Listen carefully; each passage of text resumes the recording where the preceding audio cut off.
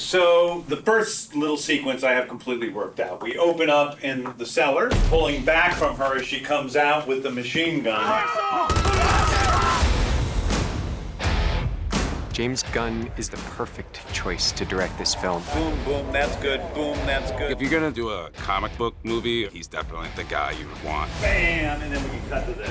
When it comes to comic books, I don't know that there's a bigger fan than James Gunn. Okay, great, let's do it again. Reading his script, you could see that and you could feel that, and so it's nice to know that you're in good hands.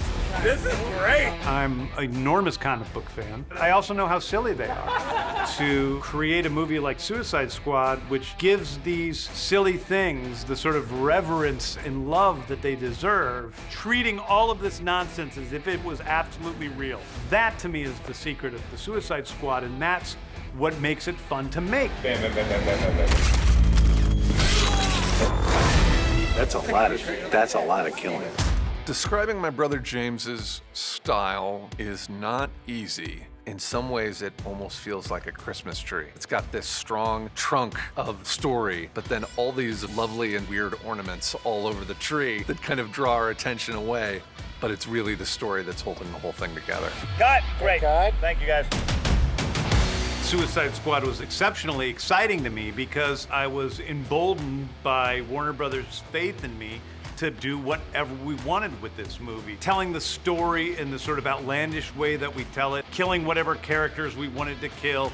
One of the things I said, well, it needs to be R-rated. It is a war film at its heart. Give us a beat to aim a gun in case something's coming. Okay, action.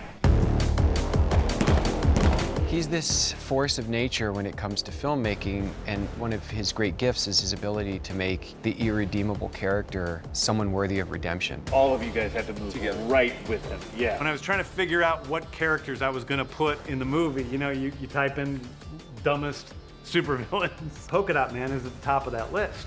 You make it seem like they just opened when I did this, because otherwise I'd have to pop them. I'm like, if we can make Polka Dot Man work, then the movie will work. It's the magic of movies. The fact that he can take a group of folks that I don't know or care about and make me know and care about them is extremely impressive. That's the mark of a good storyteller. Some good Easter eggs here. Double down, peels playing cards off his face and throws them at people. Of course, Calendar Man. Monday, Tuesday, Wednesday, Thursday, Friday. I'm always interested in tales of people who have not lived their best lives and have an opportunity to perhaps become something better. I'm a motherfucking stupid! His writing, it's always full of surprises. You lean into the movie because you just don't know where it's going to go. Action. Dubois. Hey, Flag. Working with James is always challenging. He writes huge scripts with a lot of big explosions, battle sequences. James doesn't like to do anything that's easy. So, like, easy's not in the book of James Gunn filmmaking. This movie has more practical effects than all the other movies I've worked on combined. Pretty happy with that. It has more practical sets than all of the movies I've ever worked on combined, both on location and the gigantic, enormous sets that Beth Mickle has built. Then we cut to him shooting. I've never experienced anything like it before, but that's also because it hasn't been done before. I was told that these are actually the biggest set builds that Warner Brothers has ever done. So my guess is that they're probably some of the biggest set builds ever built. Okay, now turn right back around. Everybody go back to one. We shot in Panama. The city of Cologne is brightly colorful and beautiful, but it's also very dirty and gritty, and I think this was something that matched the aesthetic of the film very well. Perfect.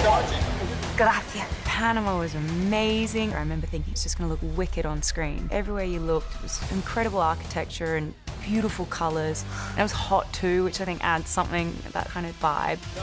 Shooting this giant battle with hundreds of people in the Starro masks, and it was a real difficult shoot, but also a pretty joyous one.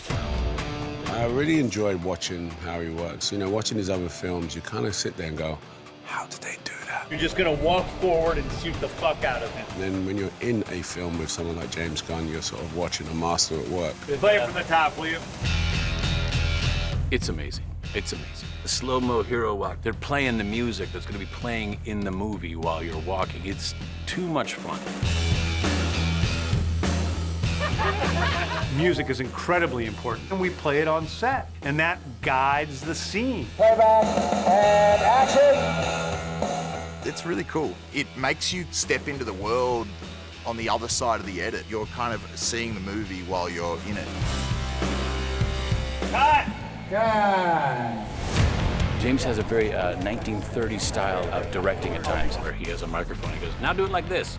Now you're angry. Less angry. Go to grab it and pretend like you're gonna do it, but don't do it. He's sort of right there with you in the scene, and he interrupts and adds stuff, and you're changing the scene as you're filming it right then and there. You hearing this? Yes, I hear you. Yeah, okay, well, I'd like you to go up the steps, and then the top of the steps, hand over thinker to peacemaker. I love that. Thank you, it's fantastic. All right, picture. He never pulls the microphone away from his mouth, so you can hear him laughing. It sounds like God's laugh, because it's all around you. You know he's enjoying it. Okay, let's do it again from the top.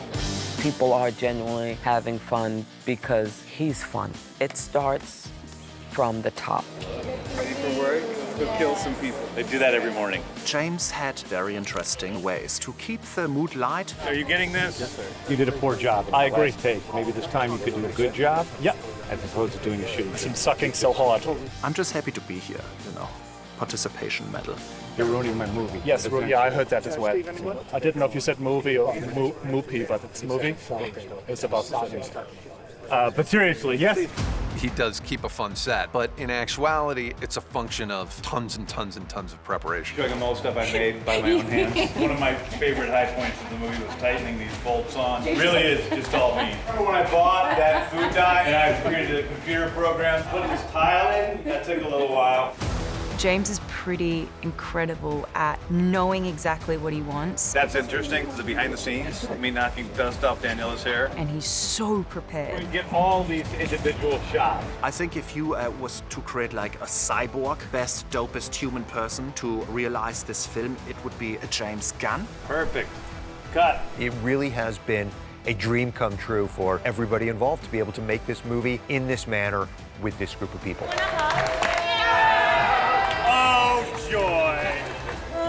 I love this job. I have loved the Suicide Squad since I was very young. They're one of my favorite group of comic book heroes, anti-heroes, villains.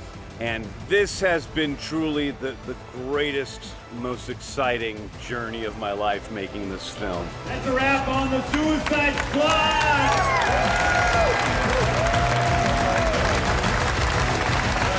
Thank you so much.